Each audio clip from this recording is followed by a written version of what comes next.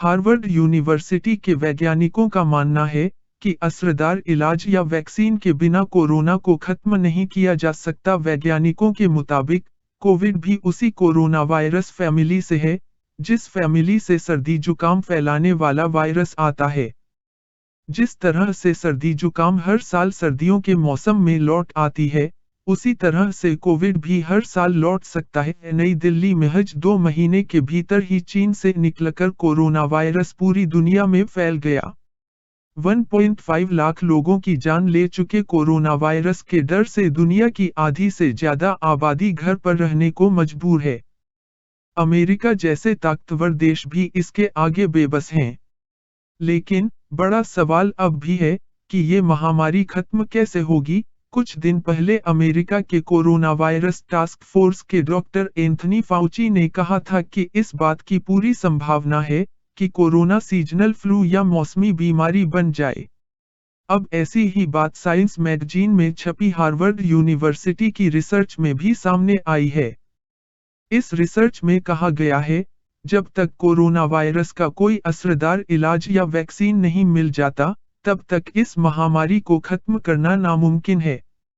इसके मुताबिक बिना वैक्सीन या असरदार इलाज के कोरोना सीजनल फ्लू बन सकता है और 2025 तक हर साल इसका संक्रमण फैलने की संभावना है। 17 अप्रैल तक दुनिया भर में कोरोना वायरस के 22 लाख से ज्यादा मामले आ चुके हैं, जबकि 1.50 लाख लोगों की मौत हुई है। कोरोना क्यों सीजनल फ्लू बन सकता है? सबसे पहले तो ये कि इस बीमारी का नाम कोविड है, जो सार्स कोव नाम के कोरोना वायरस से फैलती है। कोरोना वायरस फैमिली में ही सार्स और मर्स जैसे वायरस भी होते हैं। सार्स 200203 और मर्स 2015 में फैल चुका है। इसी फैमिली में 2 ह्यूमन वायरस भी होते हैं। पहला HCOVOC43 और दूसरा HCOVHQ1। सार्स और मर्स जैसी महामारियों से जल्द ही छुटकारा मिल गया था, जबकि HCOV वायरस हर साल सर्दियों के मौसम में इंसानों को संक्रमित करता है। इसी वायरस की वजह से सर्दी के मौसम में सर्दी जुकाम होता है। दरअसल, किसी भी बीमारी से लड़ने में इम्यून सिस्टम मददगार होता है।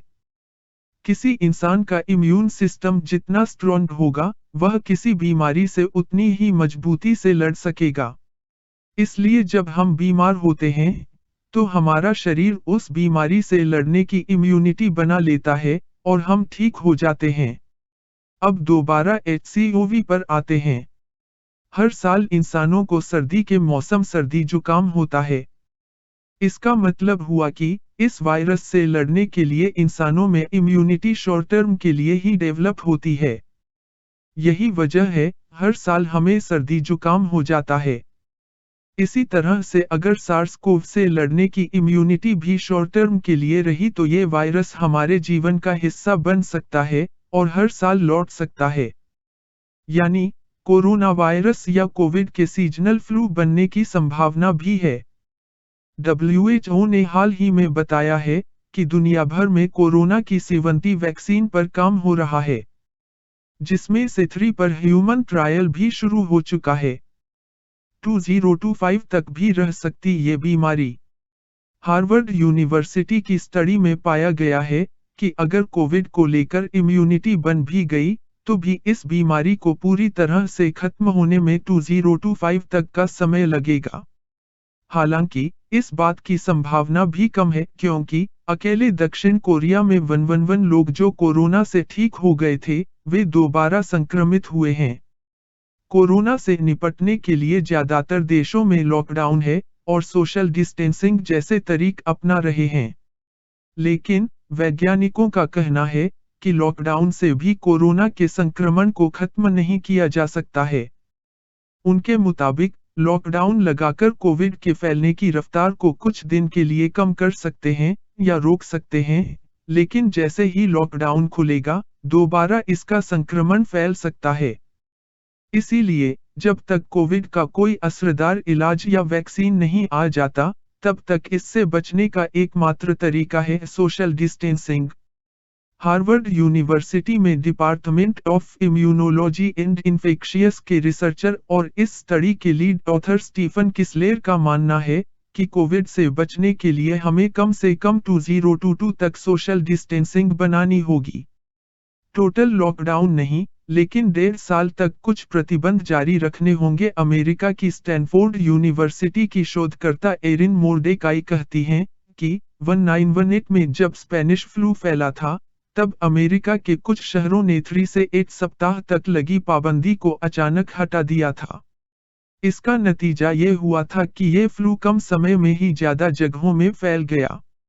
स्पेनिश फ्लू से 50 करोड़ से ज्यादा लोग संक्रमित हुए थे, जबकि 5 करोड़ लोगों की मौत हुई थी। एरिन आगे कहती हैं कि कोरोना के डर से हमें 1.5 साल के लिए पूरी तरह से लॉकडाउन रखने की जरूरत नहीं है, लेकिन 12 से 18 महीनों तक हमें कुछ प्रतिबंध जारी रखने होंगे। दोस्तों, वीडियो को लाइक, शेयर और सब्सक्राइब जरूर करें। धन्यवाद।